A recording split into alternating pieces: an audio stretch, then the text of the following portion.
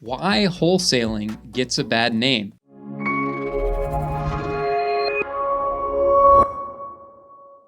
Hey guys, it's Brad from probatehouseguy.com. As the name suggests, I do specialize in the world of probate and inheritance properties. So if you've got a client or you've got a seller you're dealing with, you got a complicated inheritance situation, reach out to me. Give me a call. Let's chat about it. Maybe I can help you. Why wholesaling gets a bad name. And the reason wholesaling gets a bad name is because of wholesalers. There's a stigma attached to them. Is wholesaling illegal? No, it's not. Do a lot of wholesalers do things unethically, maybe sometimes illegally? Yes. Do a lot of realtors do things unethically and illegally? Absolutely, because I've dealt with a lot of them. So the argument that some people give of, oh, a realtor is more ethical than a wholesaler, maybe a little bit more, but I've dealt with a lot of unethical realtors out there. In fact, I actually almost sued one a couple years ago. It was a pretty interesting little situation. I'm not going to get into that today, but definitely an agent that was acting very unethically. Wholesalers give wholesaling a bad name because a lot of them don't know what the heck they're doing. And so I've got 6 reasons for you today why wholesaling gets a bad name. And the first reason that wholesaling gets a bad name is because of the quick money mentality. In the age of the internet and TikTok and Instagram and YouTube and all this fast, easy information, along with that comes with the flaunting of checks and money and Ferraris and this and that. And wholesaling's always touted as a great way to make fast cash. And can you make fast cash wholesaling? Yeah, you can, but it's actually not as easy as they say it is. It does require a lot of work. And unfortunately, there's a lower barrier of entry to wholesaling because you can do deals with none of your own money. It requires a little bit of money though. So that contributes a lot to the bad name that it gets because you get a lot of people that are attracted by this fast, easy money and they want to be, a part of this, right? And maybe this person, was working a part-time job at a fast food restaurant last week and now they feel like they're an investor buying houses, right? And that's kind of crazy to think about, but it is what it is. So number 2, taking advantage of homeowners or home sellers. Does that happen by some wholesalers? Absolutely it does. Does it happen by anywhere and everywhere? Yes. For almost a decade, I worked in corporate America for some financial institutions, some insurance companies, and so forth. I was a fraud investigator. My entire job was investigating fraud and working big giant cases. I worked with the feds on countless occasions, taking down multi-million-dollar fraud rings. So I was an investigator for years in the world of fraud. And, there are people out there, there always will be, there always have been people that will take advantage of people. It's unfortunate, but it's the reality of the world we live in. We're human beings and some human beings are just dirtbags, right? Okay, so number 3 here, being unprofessional is the third point. I can't tell you how many wholesalers I've dealt with that are just horribly unprofessional. And a lot of this has to do with the quick money mentality and low barrier of entry. You get these people in here that they're not professional at all. And a lot of them, I guess they think that and I'm gonna cuss in this video, they need to be a hard ass.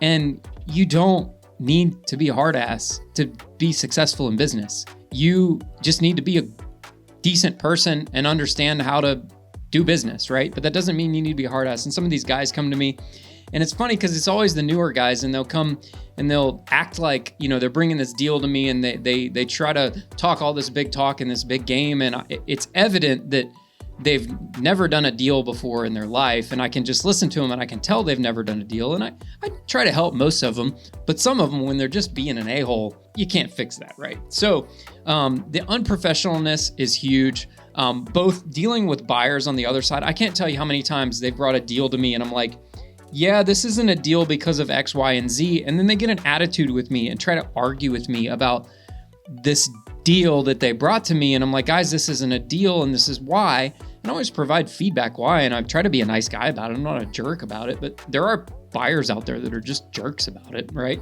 And that's the reality of life and human beings, right? That is another big point there, is being unprofessional. So many of them are unprofessional out there. And from the seller, when they're dealing with sellers on that standpoint, they come in and try to act like, they try to bully sellers around. And that's honestly, that strategy, it might work occasionally, but you catch way more bees with honey. And this strategy, I guess, I don't know who teaches them this or where they learn this. I'm not sure, but that strategy with home sellers isn't going to get you more deals, guys. Like, that strategy is going to eventually get you a bad name, and people aren't going to work with you, right? So, number 4, daisy chaining. Oh my gosh, this is like one of my pet peeves. A lot of people can't stand it. What is daisy chaining? It's when one wholesaler sends out a deal through the email blast or text message blast, and then another wholesaler gets it and then they copy and paste it and act as if it's their own deal, and they mark it up 5, 10. Sometimes I've seen one wholesaler market deal up $40,000. Like, are you crazy, man? Get out of here. And then that guy will get it, and then he'll send it out to another guy, and that guy will get it. And guys, right there, if you're looking into wholesaling, that right there is called brokering without a license. When you're trying to sell a deal for someone else and you are not a licensed broker, especially selling a piece of real estate, you are brokering without a license. And that right there is illegal. You can't broker without a license. You can get in trouble for that. Do a lot of people get in trouble for it? No, not really. But can you get in trouble for it? Absolutely. So you are brokering without a license if you're trying to sell someone else's deal that is not your house, that you either own or you have contractual interest in, where you have it under contract to buy. And if you have it under contract to buy, you're selling your contractual interest. You're not selling the house. So a lot of people make that mistake, and they can get in a lot of trouble that way. The other thing, and all of my experienced rehabbers out there can relate to this, these next 2 points, which is underestimating rehab. Wow. And a lot of this comes from experience. Some of it comes from they're trying to apply a one-size-fits-all approach. And if you've rehabbed houses, you know there is no one-size-fits-all average price per square foot to remodel a house. Like, that's not a thing. There's so many subjective factors that come into rehabbing a house. And I've explained this to my team a lot of times. You know, we'll be looking at a house and I'll say, well, what do the comps look like? Are they lipstick on a pig, low end cosmetic rehabs, or are they nicely done rehabs? What do the comps look like? Well, if the comps look good, then that's what you need to go. Like, if all the comps are nicely rehabbed, then you need to nicely rehab this house. If all the comps are just lipstick on a pig, or maybe some neighborhoods are just sort of as is, very dated 1970s paneling and all those sort of things, then maybe that's how you should sell the house. So you need to sort of sell the house to what the comps are like. So I can't tell you how many times I've gotten a deal in my mailbox and they're like, oh, it's a $30,000 cosmetic rehab and it's a 1930s house in town Atlanta. It's like, guys, when you're buying these old houses in town Atlanta, 1920s, 1930s, 1940s, getting up to the 1950s, as you get out into like Decatur and stuff, you're getting into the 1960s sort of stuff. Those houses are most of them easily $100,000 rehab all day long. And the reason being is because these houses need everything. They need all new mechanicals, electrical, HVAC, plumbing. They probably need a new roof. They probably have foundation problems. They probably have structural and framing issues that need to be rectified. You're probably going to move walls around to make an open concept floor plan. A lot of them are really, really tiny. You're going to have to add an addition onto the house. That all costs a lot of money. I mean, usually it's minimum $100,000 to do. I'm not going to give out prices here because it's very subjective. Plus, if you talk to one contractor or another, they're going to give you different prices depending on what kind of contractor there are.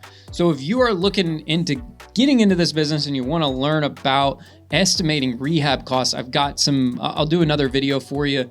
And maybe I'll even do a little small course. Maybe I'll sell it for cheap. So if you're interested in understanding how to calculate rehab costs, just comment rehab down below, and I will put out a video, maybe put out just an affordable course on how to do it. Because I mean, it's a lot of information. It's pretty in depth. It will take me a little while to put all that together. But you got to get better at assessing rehabs. So often, more often than not, they are way underestimating rehab costs. The final point is overestimating ARV. ARV is after repaired value. That happens so often where they're overshooting ARV. They're cherry picking comps from a completely different neighborhood. If there are comparable properties that have recently sold in the last 6 months, and honestly right now in the shifting market we're in, you need to be looking at very, very recent comps. And if you're looking at older comps, you need to be accounting for the shift in the market, because the market peaked out in June, July sort of time frame, and it's down from its peak. So you can't be picking comps from July and saying the ARV, if that house down the street sold for $350 in July and you're saying your house is worth $350, it's not. The prices have come down. Things are coming down. The market's in a downward trend. So if anything, your ARV needs to be a little bit lower than what the recent comps are, because we don't know when this market's going to bottom out. And that's what experienced rehabbers such as myself, that's what we're doing. We're trying to anticipate the market drop. We're trying to anticipate what the prices are going to be, and we're adjusting our estimates accordingly so we don't get caught with our pants down and overpay for a property. And then when we go to sell it in 3, 4, 5, 6 months, all of a sudden we can't sell it for what we thought we could, and we lose money, right? You need to be good at that. If you're looking at comps and you're looking at an immediate neighborhood and you're seeing, 2, 3 comps in that neighborhood, use those as comps, because you got to think like an appraiser.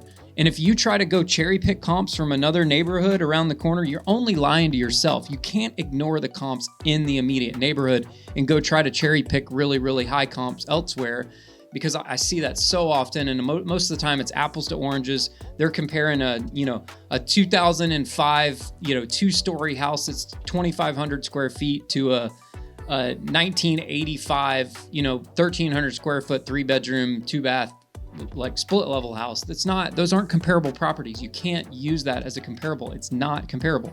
Comp means comparable property. That's what comp stands for, comparables.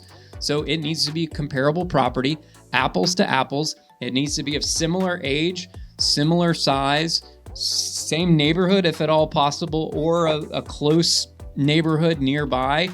Try to stay within, depending on the neighborhood you're in. If you get in town in Atlanta, you better stay like in that block, because if you go a little bit outside of it, the values can change drastically. Don't cross major roads.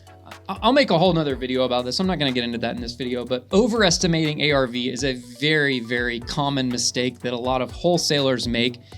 And some of them are just naive, and some of them are just basically lying to themselves and trying to justify their overinflated number because they couldn't buy the property from the seller at a big enough discount to be able to make money. And if you're just going to try to peddle these deals out where you don't have it at a good price and there's no margin for your buyer on the other end to make any money, no one's going to buy your deals.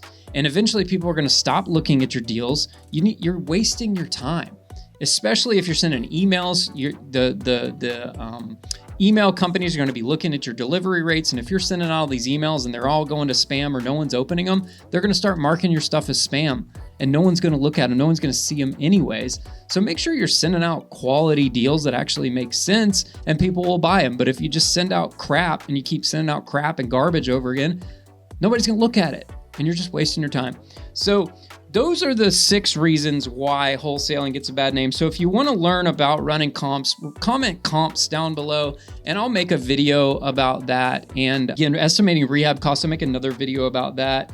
I'm not going to do a video about daisy chaining or unprofessionalness or taking advantage of homeowners and sellers. Don't be a dirtbag.